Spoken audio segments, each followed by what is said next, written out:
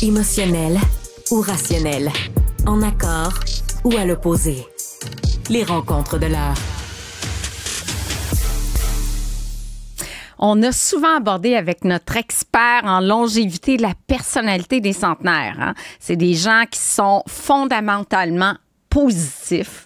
Puis les gens optimistes pourraient espérer vivre 11 à 15% plus longtemps.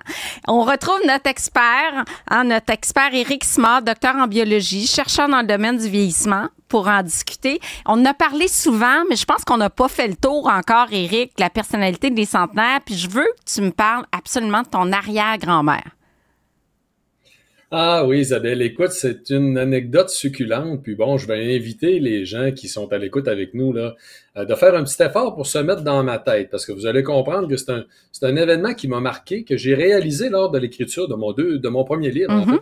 Le chapitre sur les centenaires, toute la revue de littérature que j'ai faite sur leur personnalité, tout d'un coup, ça m'a sauté aux yeux que mon arrière-grand-mère était exactement comme ça, dû à une réplique qu'elle m'a fait quand j'étais au primaire. Et là, il faut comprendre que, mon arrière-grand-mère était née en 1900. Donc, et à l'époque, j'étais au primaire, j'allais dîner chez elle, son mari était décédé, elle avait 78 ans. Les gens du village, c'est un petit village, je viens de l'Adoré au Lac-Saint-Jean, tout le monde se connaît. Puis on peut s'imaginer que la dame qui sortait sur la rue, ça faisait déjà 8 ans que son mari était décédé. Elle devait se faire demander continuellement comment ça allait, qu'est-ce qui se passait. Tu sais, les gens se soucient les uns des autres dans les petits villages, les petites places, les petits serrés. Et là, moi, j'arrive chez mon arrière-grand-mère un midi, puis en rentrant chez elle, en fait, je le regarde, j'ai dit « Comment ça va, grand-maman? » Puis elle me répond avec le ton d'un général de l'armée « Ça va très bien, ça a toujours bien été, je verrais pas pourquoi que ça changerait. » C'est exactement ça. Oui. C'est bon. Là, Elle était toujours que tout tout allait parfaitement pour elle tout le temps. Pourquoi s'inquiéter? Oui, c'est ça. Là, ce qui est drôle, Isabelle, c'est que le petit garçon qui était en avant d'elle, là, complètement figé, moi, dans ma tête, je me suis dit, mon Dieu, qu'est-ce que je viens d'y dire? Là, plusieurs années plus tard, en fait, quasiment 20 ans plus tard, pendant que je suis en train d'écrire mon premier livre, je tombe sur un article scientifique qui nous explique, en fait, que le fait d'être fondamentalement positif, c'est le fait d'avoir un regard positif sur notre passé, un regard positif sur le présent, puis être confiant de l'avenir. Et là, ça a fait téclin dans ma tête. J'ai entendu mon arrière-grand-mère dire exactement ce qu'elle vous a dit, ce que je vous ai dit tantôt. Ça a toujours bien été, ça va très bien, je verrais pas pourquoi que ça changerait. Et elle a vécu jusqu'à quel âge? Déjà, c'est une centenaire. Elle a vécu jusqu'à quel âge? Jusqu'à 98. Okay. Elle a vécu jusqu'à 98, en fait, mais ce qui est intéressant de souligner aussi, c'est elle a vécu comment? En tant que tel. Parce qu'elle a le parfait profil. Ce qui se passe chez les centenaires, il faut comprendre, c'est qu'ils profitent de la vie beaucoup plus longtemps. Elle a entretenu sa maison, elle a habité tout seul dans sa maison jusqu'à 92 ans, Isabelle. C'est rare. Et à 92 c'est très, ans, très rare. Ouais. Oui. Il n'y a pas personne qui a cassé un bras à 92 ans pour l'amener dans un RPA. En fait, c'est elle-même qui l'a demandé. Parce que là, imagine-toi donc, je me rappelle à l'époque, elle nous a demandé de l'amener dans un RPA parce qu'elle trouvait ça trop difficile d'aller chauffer le poêle à bois dans le sous-sol. Imagine! 92 ans, oui. Elle là, était RPA, autonome, positive. Oui. Je suis curieuse de voir ses habitudes de vie. Est-ce qu'elle mangeait selon tes enseignements? Écoute, c'est difficile à dire. Je peux pas te dire. À l'époque, je portais pas trop attention. J'allais manger chez elle. C'était une alimentation typique qu'on avait au Lac-Saint-Jean. Je te dirais que c'est son attitude plus qui m'a sauté aux yeux. Puis le fait qu'elle était toujours active, ça va de soi. C'était quelqu'un qui avait une attitude inébranlable. Puis qui a vécu quand même des choses extrêmement difficiles. Elle a eu 9 enfants, elle n'avait jamais été hospitalisée de sa vie. Puis là, elle est restée autonome jusqu'à 98 ans. Hein. En fait, elle était dans un RPA de 92 à 98. À 98, elle avait beaucoup ralenti, elle marchait avec une marchette. Imagine-toi, Isabelle, qu'à 98 ans, elle nous a demandé elle-même de l'amener à l'hôpital. Parce qu'elle disait qu'elle filait pas. Elle s'est vraiment capotée. À l'hôpital, je vais m'en rappeler toute ma vie, là, le médecin qui l'a accueilli, qui a passé les premiers examens, le lendemain, il nous a fait venir, en fait, il a dit, faites venir toute la famille, c'est sûr qu'elle ne sortira pas. Il dit, ce madame-là, il n'y a plus rien qui fonctionne, c'est certain qu'elle ne sortira pas de l'hôpital. Et 2 semaines après, elle est décédée dans son sommeil. Mais même les 2 semaines, pendant le temps qu'elle était à l'hôpital, il faut comprendre que là, des petits-enfants et des enfants, on en avait, mais vraiment tout un paquet. Là. Ouais. Je pense qu'on est à peu près 400 dans la famille. Ça donne une idée, là, avec toute la descendance.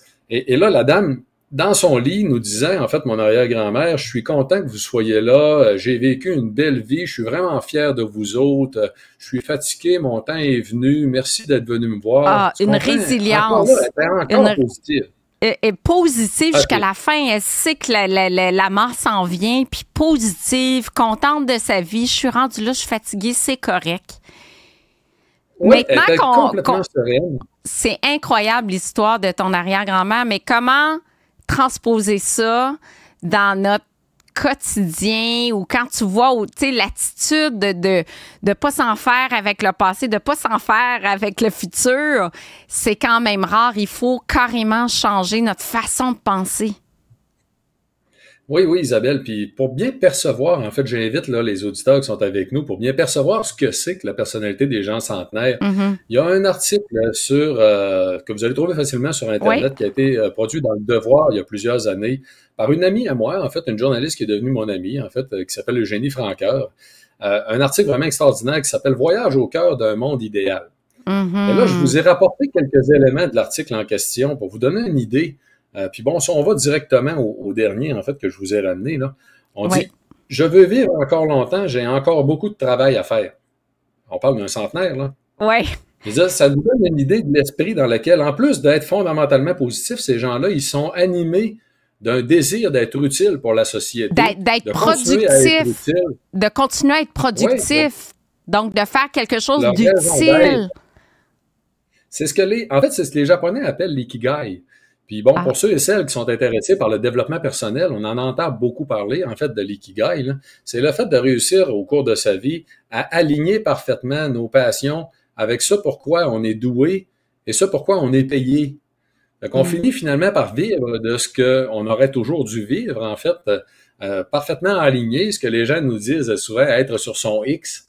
Ben, pour les Japonais, c'est l'ikigai. Ah, j'adore ça. Puis on dit aussi, toujours dans l'article que tu proposes, je regarde devant, je ne me morfonds pas dans le passé, je continue d'avancer. Continuer à avancer, malgré les difficultés de la vie, puis de pas trop s'en faire avec ça. C'est beau, ça aussi. Oui, puis la journaliste a demandé à une des centenaires, entre autres, Isabelle, c'est quoi votre secret? Puis la madame, elle y a répondu, je suis heureuse, j'ai toujours été heureuse. Hey, c'est assez simple, hein? Je ne sais pas combien de Québécois se diraient heureux aujourd'hui. Je me souviens, on a eu des sondages. On a des sondages à l'indice bonheur, hein, chaque année. Mais je pense que la statistique n'est pas si élevée que ça. Non, tu as sûrement raison. Puis là-dessus, Isabelle, en passant, tu me fais plaisir d'en parler parce que il y a une étude de Harvard qui a déjà relié, en fait, le bonheur, le premier élément de bonheur dans une vie, avant tout. As-tu une idée de c'est quoi qui l'apporte? À quoi c'était relié la corrélation? D'être entouré, c'est les relations humaines, c'est sûr. C'est pas l'argent, c'est pas le travail, c'est pas la réussite professionnelle, c'est la qualité des relations interpersonnelles. Effectivement, tout à fait. Puis là-dessus, je parle de l'étude de Robert Waldinger, en fait, de Harvard, qui a été publiée il y a déjà quelques années. Je vous invite à regarder sur Internet, c'est vraiment passionnant. Mais la qualité des relations a maintenu les gens plus en santé plus longtemps, et c'est le premier facteur de bonheur en tant que tel. C'est ça qui a rendu les gens heureux. Donc, les centenaires échappent pas à ça. La personnalité des centenaires lui donne un gros avantage pour réussir à développer des relations de meilleure qualité. Puis réussir aussi à profiter de la vie plus longtemps, de toutes les façons qu'on peut penser à profiter de la vie, y compris, en fait, le fait d'être heureux, tout simplement. Et pour être heureux, il faut affirmer ses émotions. Hein? Je rappelle aux auditeurs que tu as fait un épisode là-dessus, comment affirmer la roue des émotions que tu as présentées, puis comment être capable de nommer les choses, nommer les émotions. Puis ça aussi, c'est important pour vivre plus longtemps. Je rappelle que tu as ton blog. Évidemment, tu as plein de contenus super intéressants. Tu viens de terminer un autre livre, ton protocole de longévité, qui va être lancé sous peu. Et sur ton site esmar.com et vitoli.ca, on trouve plein d'informations. C'est gratuit. Donc, j'invite vraiment les auditeurs à aller visiter tes deux sites. Merci infiniment, Éric Simard. À bientôt. C'est un grand plaisir. Bonne fin de journée. Bonne fin de journée.